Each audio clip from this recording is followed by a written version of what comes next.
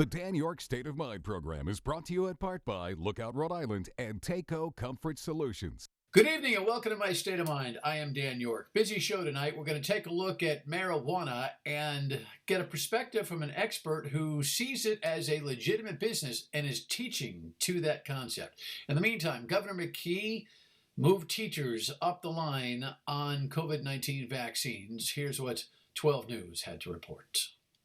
It's been an all-out sprint for the last week as the joint team put the plan together, and we're going to be sprinting for the next 3 weeks to get this done. It is a lofty goal, but the state is optimistic they can pull it off. Over the last year, our teachers and school staff have gone above and beyond to help our students. The state says of the more than 18,000 needed first doses, 14,000 of them will come from the surplus from the long-term care initiative.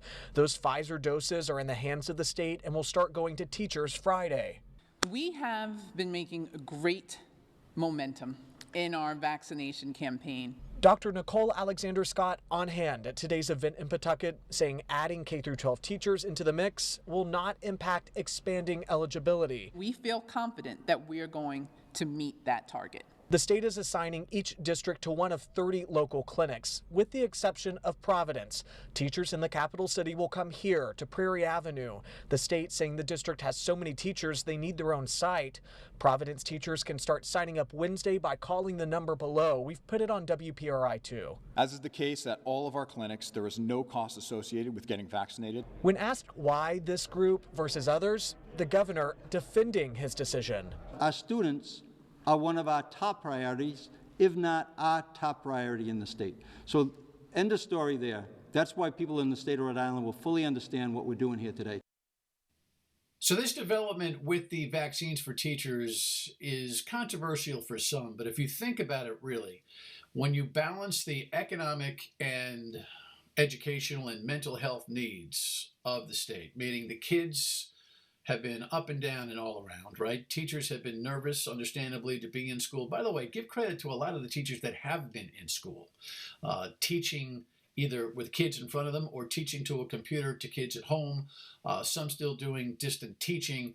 But to get all those teachers back in school, maybe by mid-April, and to salvage a couple of months of in-school learning for most of the kids, maybe not the high schools because they still move around a lot and they can't keep in pods and it's hard to keep track of, but to get the preponderance of kids back into the schools helps for not only a marginal comeback in the academic year, it helps parents to stabilize, which of course helps economy. So it all kind of makes sense. And if in fact they're able to take those shots that they have culled and bring them into the system and keep the 60 to 64 schedule for this week, because that's mid-March, and the underlying condition crowd, which is a lot of us from 16 and up, if they're able to do that, then we really haven't missed a beat. 2 months from now, it won't matter much. Every day does count, though. So hopefully this all comes together. Look, the McKee administration is going to be judged on its vaccine rollout, and this is the move they're making. Big picture, it seems to make sense. By the way, the McKee administration is actually working on this new idea for retail marijuana. When we come back, we're going to meet a professor who understands this business and who's providing a degree in it right here at Johnson & Wales. Stay tuned for that.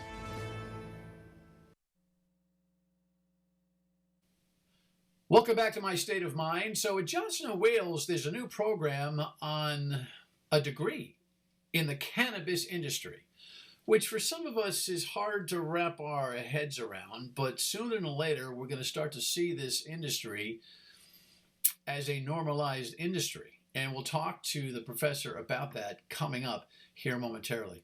In the meantime, let's look at the latest on the politics of cannabis and how the new legislation proposals are moving through the State House. Steph Machado has the story.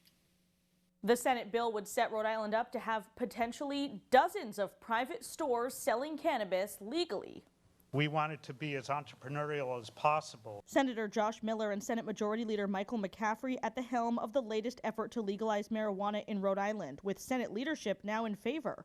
We have our sistering states that have it, and now is the time for it. We are receiving a lot of the downside with respect to recreational marijuana, and now by putting this through, we're setting up a process to regulate it. The system they've proposed is similar to Massachusetts. A newly formed Cannabis Control Commission would license private businesses that would apply to sell or grow cannabis. The bill sets no statewide limit on how many stores there could be, and cities and towns could ban marijuana stores in their communities through a voter referendum. But if they allow the retailers, they'd get a cut of the tax revenue. The bill taxes the product at 20%, the 7% Rhode Island sales tax, a new 10% cannabis tax, and then a 3% local tax that would go to the municipality. While legalization appears to have more momentum than ever this year because of support from Senate leaders, the view on the House side is more uncertain. A spokesperson for House Speaker Joseph Shekarchi said today, Speaker Shekarchi has not taken a position, pro or con, on the legalization of recreational marijuana. He is open to listening to all stakeholders and the public at House committee hearings.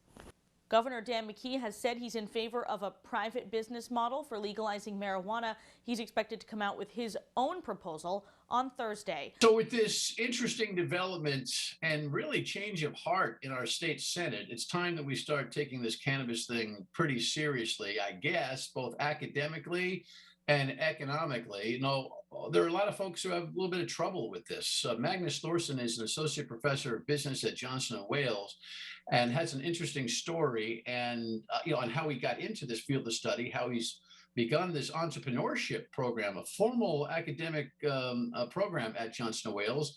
And then we'll dig into the actual legislation and kind of operational theories that Rhode Island is embarking upon here as our neighbors get into the marijuana business as well, or the cannabis business. Professor, thank you very much for joining me. Appreciate it. Thank you for having me. Sure. So, look, the whole cannabis / by the way, let me see if I can get this straight. Are we distinguishing between marijuana and cannabis? Is there a definitional difference here? Not really. It's just the naming conventions are different. Cannabis and cannabis derivatives go by various different names, but it's essentially the same thing. Okay. All right. So look, this has been a social and ethical and moral and legal conversation for a long time. I am sure that there are plenty of people who are watching this show who are still trying to wrap their minds around the idea that there's a formal study for cannabis, a cannabis degree, or at least a program that formally studies cannabis as part of what degree? How does that work at Johnson & Wales? So we have a 4-year degree, and it's an interdisciplinary degree that covers the science and the business of cannabis entrepreneurship. So we're looking at both sides of it, and it's the first program of its kind in the world. We're really on the forefront with this. There are programs that focus on the legal aspects or on the business side. There are also programs around that focus on just the simply growing or cultivating, but there are no programs that I'm aware of that combine the two, both the science and the business, and it fits so well with the competencies that Johnson & Wales has, seeing that we have health and science, and then we have the business competence. Okay. For those who still look at this and say, "Oh, come on, man, I can't take this seriously," are there really parents out there that are helping kids pay significant tuition? Listen, Johnson & Wales is a well-established college. It's not cheap, just like the rest of the world's not cheap when it comes to going to college. How can I wrap my mind around this to even suggest that this is, especially because you're brand new and leading the world in this, how can I take this seriously? I'm sure you get that question all the time. Sure. And I understand. There's been, we've had the war on drugs for 50 years in this country, and people have been told that cannabis is bad, marijuana is bad. If we look at just the statistics, there's a 27.5% job growth in the cannabis industry year on year. If people are serious about sending their kids to college and want them to gain a good job and a career at the end of it, cannabis is a fabulous career. There are well-paying jobs. I talk to my industry partners that are in the cannabis industry, and they're saying we can't find enough qualified people to hold the managerial positions, so please help us out. And they are very impressed with the way we've laid the program out. And they're excited to partner with us. So there's plenty of jobs out there for it. Yeah, well, look, I'm guessing if you meet somebody and they say, yeah, I'm the director of marketing for an Anheuser-Busch distributor, you say, oh, wow, what a cool job. Or, yeah, I'm a foreman in the brewery at a major beer distributor or producer. Oh, wow, that's an interesting job. I guess we're going to get to the place where, I don't know, sooner than later, somebody says, yeah, well, I'm a major, I'm the vice president of sales for Acme Cannabis Inc. And people say, oh, yeah, okay, as opposed to what? Right? Well, yeah, no, that's a totally legitimate point. But, the culture in America has changed.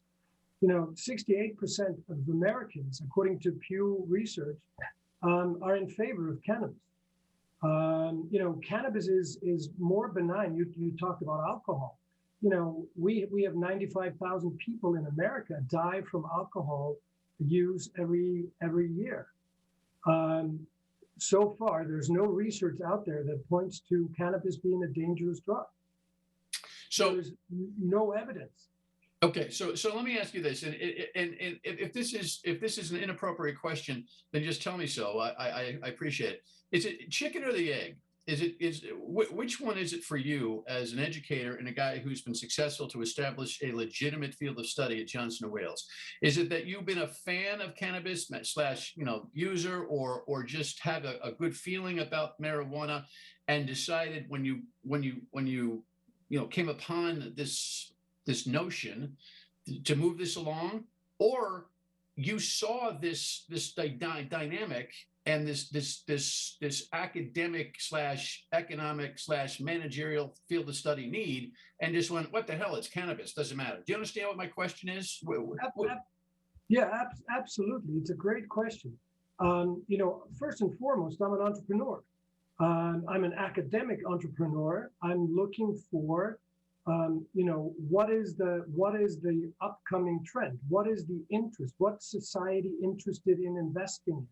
And apparently, cannabis is of great interest. I mean, it's a multi-billion-dollar industry in the United States. I think $18 billion, $18.3 billion in 2020. So I'm mostly interested in it from an entrepreneurial perspective. I grew up in Iceland. In Iceland, I had never seen marijuana. I had never seen cannabis before I came to the United States. So, it's not because I have a big background in cannabis per se, but I'm a serial entrepreneur, and entrepreneurial prowess is most interesting where there's a certain chaos, something new developing.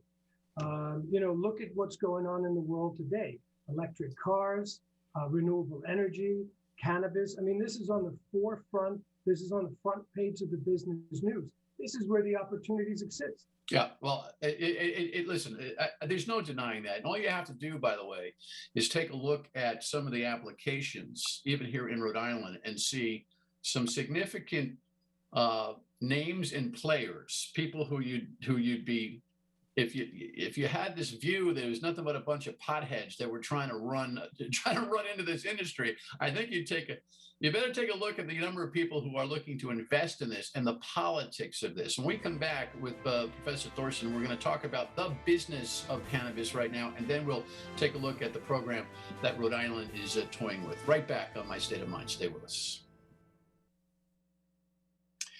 And welcome back to My State of Mind. Magnus Thorsson is professor of business at Johnson & Wales. He's got a formal 4-year degree program in cannabis study, and it is legit. How legit is Rhode Island's plan here? Well, listen, we got pressure from Connecticut and Massachusetts, no doubt. The authorities that have been saying no, no, no, and the POWs that have been saying no, no, no, are starting to cave.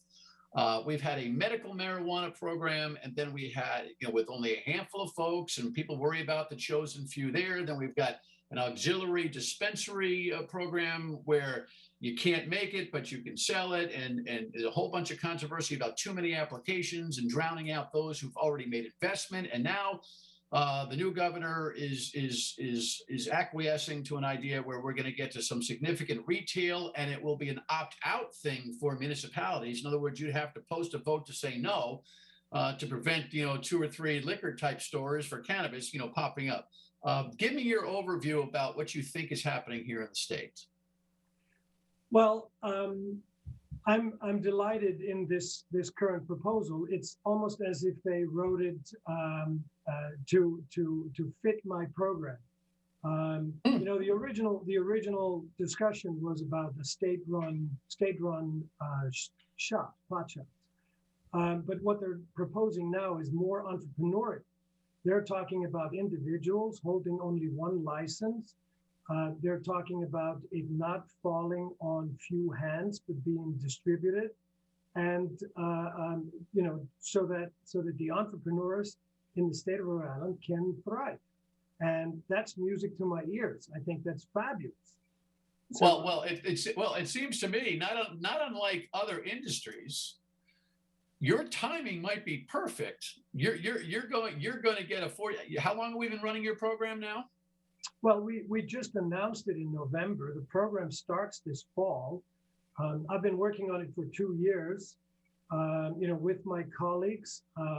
It's an interdisciplinary program, so I've worked across departments within Johnson & Wales. It's in line with, a vision of 2022 for the university to offer interdisciplinary programs. So this is the work of many hands.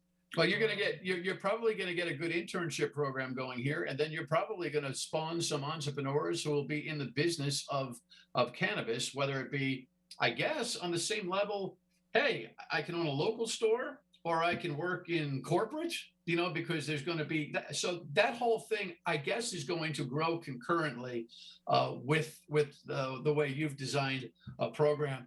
By the way, did you consult any of the legislature on how to do this correctly? I did reach out to them. I called Senator Morris's office, and I did not get a call back. I did not get a return. Well, so here's this, Professor. This is classic Rhode Island. So we're going to take this on the radio show as we get closer to this debate in the legislature. Far be it from our state government to enter into a world of unknown, really, for them, and not consult what is becoming the leading expert in the state on the field of study and the business, the business economic, program. I'm speechless over that, but it never fails to amaze me. You must be scratching your head over that one.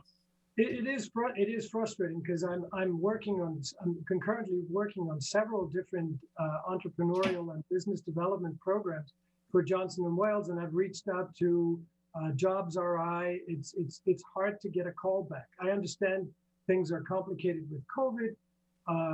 It makes everything more difficult. But in terms of working, I would love to work with the state on things related to climate change, on things related to sustainability, on cannabis legislation. We'd love to partner with the state. Well, we're going to make that a point. It seems to me, we don't know each other, but it seems to me that this is an earnest effort on your part to study this business, to develop professionalism in this business, and to be able to advise as to where the potholes are. No pun intended. I mean, literally, where the fall downs are in this whole thing. We'll see. As we get deeper into it and dig into it on both the radio and the television, we will touch base with you. Congratulations on starting your new academic program in Johnson & Wales, and one way or the other, we'll make you an asset here in the state. Appreciate your time. Thank you so much for having me. Magnus Thorsson from Johnson & Wales. Final word on this when we come back. Stay with us. We'll follow the progress on the cannabis story here and, of course, on the radio weekdays 3 to 6 on WPRO. Progress with vaccines and getting teachers back into school, meaning kids back into school next week as well, right here on My State of Mind. Thanks for tuning in. Have a great rest of the weekend. Good night.